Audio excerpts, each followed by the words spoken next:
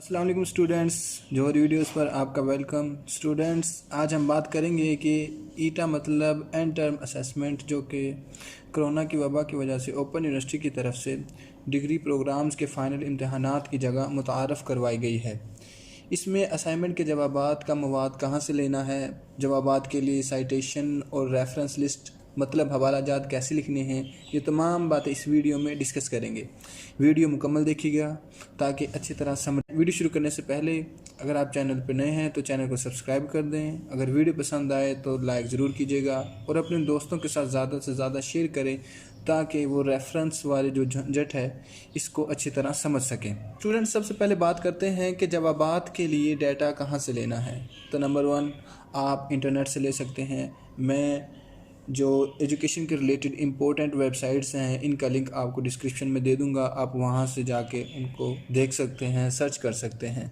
और नंबर 2 आपको open university Allama Iqbal open university आपको हार्ड फॉर्म में या सॉफ्ट फॉर्म में जो बुक देगी वहां से भी आप रहनुमाई हासिल कर सकते हैं। अब बात करते हैं कि साइटेशन और रेफरेंस लिस्ट लिखने कैसे हैं। साइटेशन का मतलब है कि मुख्तसर तारुफ, लेकिन रेफरेंस का मतलब है कि मुकम्मल तारुफ, यानी कि जो मैंने मुआद लिया है इसका मुकम्मल तारुफ रेफरेंस में है कि आप अगर मज़ीद पढ़ना चाहें तो इस रेफरेंस पे जाएं या इस रेफरेंस को सर्च करें तो आप इस जो मैंने लिखा है इस मुआद का मुकम्मल मुताला कर सकते हैं। अगर आप इलामा इकबाल ओपन यूनिवर्सिटी की बुक्स देखेंगे वहाँ भी साइटेशन वाला कंसेप्ट यूज़ नहीं किया गया बल्कि रेफरेंस यूज़ किए गए हैं। तो स्टूडेंट्स, यहाँ मैं साइटेशन पर ज़्यादा ज़ोर नहीं दूंगा क्योंकि यूनिवर्सिटी वालों ने सिर्फ रेफरेंस पर ज़्यादा ज़ोर दिया है, इसलिए आप रेफरेंस ही लिखिएगा। अगर कोई चाहता है कि साइटेशन भी लिखना है, इसका तरीका भी मैं इस वीडियो के लास्ट में बता दूंगा। अगर हम इंटरनेट से मवाद लेना है तो उसको कैसे लिखना है। अब मिसाल के तौर पर आपको समझाने के लिए मैं एक सवाल ले लेता हूँ कि इमरानियात की मुख्तलिफ शाखें बयान करें, जैसा कि आपकी स्क्रीन पर भी शो हो रहा है। इसको मैं अब सर्च करता हूँ। सर्च करने के बाद मेरे सामने ये इंटरफेस शो होगा। यहाँ पे जो ये पैराग्राफ है इसको मैंने अपनी वर्डिंग में यहाँ सामने आपकी स्क्रीन पे दिखाई दे रहा है लिख लिया है। अब लिखने के बाद मैंने लास्ट पे आप देखेंगे कि एक स्क्वायर ब्रैकेट में एक लिखा हुआ है। इसका क्या मतलब है? इस एक का मतलब है कि लास्ट पे हवाला जात में इसकी मुकम्मल तफसील दी हुई है कि ये पैराग्राफ कहाँ से लिया गया है, किस ऑथर ने लिखा है, कब पब्लिश हुआ है या किस वेबसाइट से लिया है। ये मुकम्मल मालूमात आपको बताएगा। नीचे हवाला जात पे जाएं और वहाँ देखिए एक लिखा हुआ है। यहाँ पे पहले लिखा हुआ है आर्टिकल का नाम, जो कि आप यहाँ सामने मुलाहिजा कर सकते हैं कि मैंने लिखा है इमरानियात की अहम शाखें। उसके बाद मैंने कोटेशन मार्क्स में इसको लिखा हुआ है। उसके बाद मैंने लिखा हुआ है 2018, यानी कि इस साल में इस वेबसाइट पर पब्लिश हुआ है ये आर्टिकल। आप भी नीचे देख सकते हैं यहाँ पे लिखा हुआ है आखिरी तरमीम 2 साल कबल, यानी कि आप 2 साल का अंदाज़ा लगा लें कि 2018 में ये पब्लिश हुई है। अब नीचे जो है ये लिंक कहाँ से लिखना है जो मैंने लिखा हुआ है, तो आप यहाँ ऊपर जाएं और यहाँ पे देखें, यहाँ पे क्लिक करेंगे तो और इस ऑप्शन पे क्लिक करेंगे तो कॉपी हो जाएगा। आप कहीं भी इसको पेस्ट करके वहाँ से देख के लिख सकते हैं। ये एक मेथड हो गया। अब दूसरा मेथड इसका ये है कि ये डाउनलोड का ऑप्शन है। यहाँ पे क्लिक करेंगे तो ये PDF फॉर्म की शक्ल में आपके सामने आ जाएगा। तो आप स्क्रॉल डाउन नीचे करेंगे तो यहाँ लास्ट पे लिखा हुआ है, ये लिंक भी आप यहाँ लिख सकते हैं। उसके बाद यहाँ आखिरी तरमीम 2 साल कबल, ये भी इसके यानी कि पब्लिशिंग की डेट भी लिखी हुई है। आप ये तमाम लिख सकते हैं। मैं रिपीट करता हूँ, पहले आपने आर्टिकल का नाम लिखना है, उसको कोटेशन मार्क्स में लिखना है। उसके बाद आपने पब्लिश लिखना है, यानी कि किस साल इस वेबसाइट पे अपलोड हुआ है। उसके बाद आपने लिंक लिखना है, इस लिंक से आपने ये मवाद लिया है। ये तमाम वो चीज़ें हैं, ये उसके लिए है कि जो मवाद आपने इंटरनेट से लिया है। ये बात हो गई कि जो मवाद आपने इंटरनेट से लिया है उसके रिलेटेड। अब बात करते हैं कि अगर मवाद हम किसी किताब से लें, किसी किताब से अगर हम किसी मवाद को उठाते हैं तो उसका रेफरेंस فار ایگزامپل اسی سوال کا اگر میں مزید ایکسپلینیشن کے لیے دوسرا پیراگراف کے لکھنے کے لیے اگر میں دوسرا پیراگراف اگر کسی کتاب سے لیتا ہوں تو اس کا جو ریفرنس دینا ہے وہ کیسے دینا ہے. میں نے کتاب سے لیا ہے یہ مواد، اس کو میں نے اپنے لفظوں میں لکھا ہے. اب میں نے لاسٹ پہ 2 لکھ دیا ہے، یعنی کہ 2 لکھ دیا ہے. اس کا مطلب ہے کہ اس کی ڈیٹیل جو ریفرنس ہے وہ نیچے حوالہ جات میں دی ہوئی ہے. اب نیچے جائیے گا، حوالہ جات میں دیکھیے گا، یہاں میں نے سب سے پہلے لکھا ہے آتھر نیم.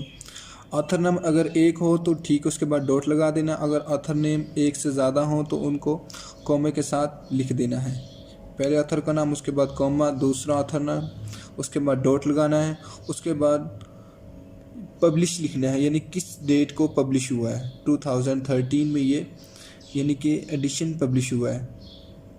اس کے بعد آپ نے ڈاٹ لگانا ہے. اس کے بعد آپ نے لکھنا ہے کتاب کا ٹائٹل، یعنی کتاب کا نام کیا ہے. میں نے لکھا ہے عمرانیات. اس کے بعد آپ نے لکھنا ہے اس کا سب ٹائٹل، کہ آپ نے یہ پیراگراف کہاں سے لیا ہے. اس کے لیے میں نے اس کے ایک چیپٹر میں سے لیا، اس کا نام ہے عمرانیات کا تعارف. اور آپ یہاں یہ بھی دیکھ سکتے ہیں اس کا ایڈیشن کون سا ہے. اس کا ایڈیشن ہے پہلا. اس کے بعد اس پبلش یعنی کس نے کیا ہے وہ بھی دیکھ سکتے ہیں. یہاں پہ لکھا ہوا ہے علامہ اقبال اوپن یونیورسٹی اسلام آباد. میں اس کو رپیٹ کرتا ہوں. پہلے آپ نے لکھنا ہے آتھر نیم، اگر 1 ہو تو ڈاٹ لگانا ہے. 1 کے بعد اگر 1 سے زیادہ ہوں تو کومے کے ساتھ 2 لکھ دینا. اس کے بعد ڈاٹ. اس کے بعد ایئر آف پبلیکیشنز، یعنی کس سال میں یہ پبلش ہوئی ہے کتاب. اس کے بعد آپ نے ٹائٹل نیم لکھنا ہے، یعنی کتاب کا نام لکھنا ہے. اس کے بعد اگر کتاب کا نیم لکھنے کے بعد یعنی کہ کس چیپٹر میں سے لیا ہے یا کس ٹائٹل سے لیا ہے آپ نے وہ لکھنا ہے. اس کے بعد آپ نے ایڈیشن لکھنا ہے کون سا ہے. اس کے بعد آپ نے لکھنا ہے کہ یہ پبلش کس ادارے نے کیا. اب کتاب کے بارے میں، یعنی کہ کتاب سے ڈیٹا لینا ہے تو اس کا کیسے ریفرنس دینا ہے، یہ کتاب کے بارے میں. تو اسٹوڈنٹس اب بات کر لیتے ہیں سائٹیشن کی. لیکن میں آپ کو سجیشن دوں گا کہ جو پہلے طریقہ میں بتا چکا ہوں آپ اسی طرح ریفرنس لکھیے گا. اگر آپ چاہتے ہیں کہ ریفرنس کے ساتھ ساتھ آپ سائٹیشن بھی لکھیں تو وہ بھی میتھڈ میں آپ کو بتا دیتا ہوں. اس میں بہت سمپل ہے کہ جہاں آپ نے 1 لکھا ہوا ہے وہاں پہ آپ نے لکھنا ہے اس میں بریکٹ میں پہلے آرٹیکل کا نام. اس کے بعد آپ نے لکھنا ہے پبلیکیشنز. یہ جب ہوگا جب آپ نے انٹرنیٹ سے کوئی ڈیٹا پک کیا ہے. اس کی صورت میں جو سائٹیشن ہوگی اس کے لیے آپ کو بریکٹ میں پہلے آرٹیکل کا نام لکھنا ہے، یعنی عنوان کیا ہے، ٹائٹل آف آرٹیکل. اس کے بعد بریکٹ میں آپ نے اس پبلیکیشنز کی ڈیٹ ڈالنی ہے، یعنی کس ڈیٹ کو یعنی کہ ویب سائٹ پہ پوسٹ ہوا ہے.